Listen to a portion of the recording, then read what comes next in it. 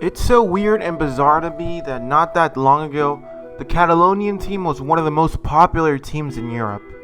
The 2015 Barcelona looked like an unstoppable force not to be reckoned with. An unshakable brand of football that had just defeated the gritty side of Juventus in the Champions League final.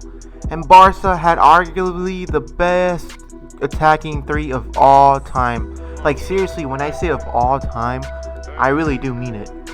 The present was amazing and the future looked so bright when they lifted that beautiful European Cup. Fast forward 6 years into the future and virtually everything has completely changed. Barca has been humiliated on the European stage many times. They've been outsmarted in the transfer market. They've made bad decisions after bad decisions, and karma comes calling over and over again. Today, I will talk about the fall of Barcelona. Let's get right into it. Honestly, this transfer came as a shock to me. Neymar leaving Barcelona just came up so randomly that no one expected it.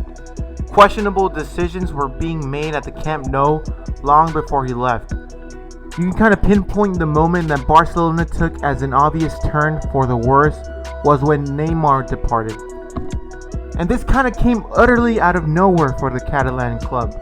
The forward had apparently been convicted to stay the season prior, but Barca was not certainly expecting that Neymar's 200 million release clause to be met at any time soon. This was just a crazy time, and I remember it was 2016, I believe, and I just never assumed that a team could pay 200 million for a player, especially Neymar. Somewhat panicking at the prospect of losing such an electric forward, the club replaces him immediately the next season with someone of equal creativity up top.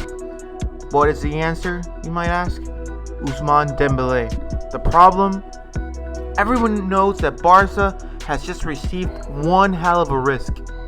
Dembélé has just one great season in Borussia Dortmund, costing around 120 million. We all knew at the end of the day that he was not worth that price tag. Beyond reason, beyond Roman reality, and in the end, beyond even Barcelona. Peter Drury, 2018. We all thought that Barcelona had the series in their bag, and to be honest, it came out of nowhere.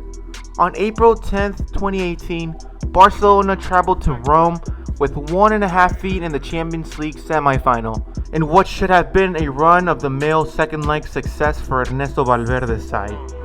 What unfolded, however, was one of the greatest comebacks in Champions League history, as Eusebio Di Francesco's men pulled off the shock of the decade, beating their visitors 3-0 at the Stadio Olimpico and ending Barcelona's dreams of European glory. Roma's whole game was to wait for them at the Stadio Olimpico because they had shown no vigor when they played in the first leg in Barcelona Stadium. It should have been impossible, even defeating a team who possessed Lionel Messi at the time. This is just one of the first several disastrous European nights. This comeback was undeniably the turnback for FC Barcelona. I remember watching these two legs and thinking, what in the world did I just watch? I saw the most dominant team in one leg, but then completely disappearing in the other. I had never seen a disaster as bad as this one, especially when we witnessed greatness from Lionel Messi in the first leg. I remember vividly that free kick that he scored in the first leg lives in my head rent-free. But when I go back to reality, it makes me so sad that they couldn't take the trophy back home that year.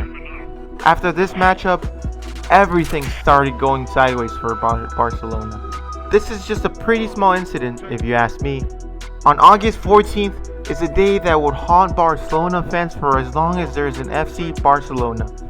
In a reformatted Champions League single-leg quarterfinal, Barcelona was humiliated by a Bayern Munich side that was scoring at will by the end.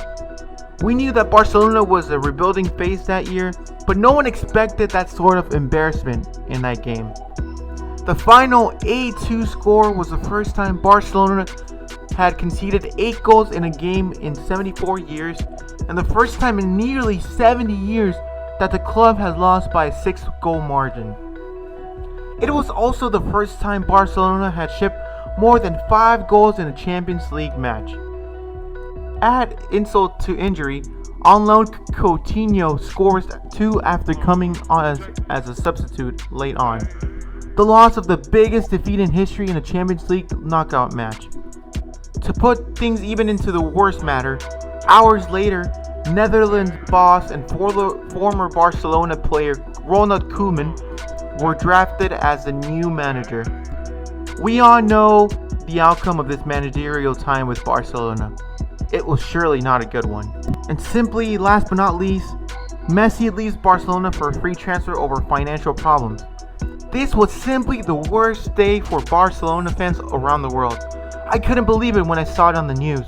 Despite FC Barcelona and Lionel Messi having reached an agreement and the clear intention of both parties to sign a new contract today, this cannot happen because of the Spanish La Liga regulations on player restrictions. Messi made it clear during the press conference that he never wanted to leave, but it's now inevitable that he would have to play for a direct competitor of Barcelona's in the UEFA Champions League, because he wants to keep obviously winning trophies, and it's something that every player should aspire for. My family and I were convinced we were going to stay, and that's why we wanted more than anything. We were at home here, he said. Barcelona fans would want him back, no questions asked. And in conclusion, this was the cream of the crop when it came to the disastrous decisions Barcelona has made so far. I don't know what the future holds for this new side of Xavi this season, but I hope they can get back to the glory days. If you guys enjoyed the video, subscribe and I'll catch you on the next one.